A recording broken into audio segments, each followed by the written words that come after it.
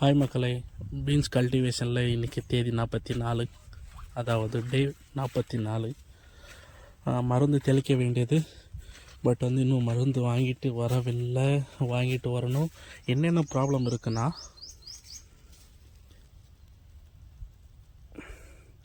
ஒயிட்டாக தெரியுது இல்லைங்களா, அது ட்ரிப்ஸ்ன்னு சொல்லுவோம்.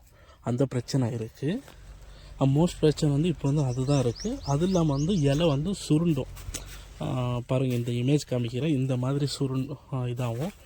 அதனால் ஸோ 2 ப்ராப்ளம் இப்போதைக்கு இருக்குது. அது இல்லாமல் ஃப்ளவர்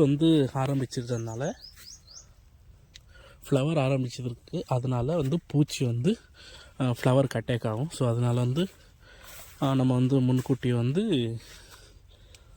மருந்து தெளிக்கணும் பூச்சிக்கும். மற்றபடி டெவலப்மெண்ட் அவ்வளோதாங்க. நாளைக்கு நம்ம மருந்து தெளிக்கிற காணொலியும் பார்க்கலாம்.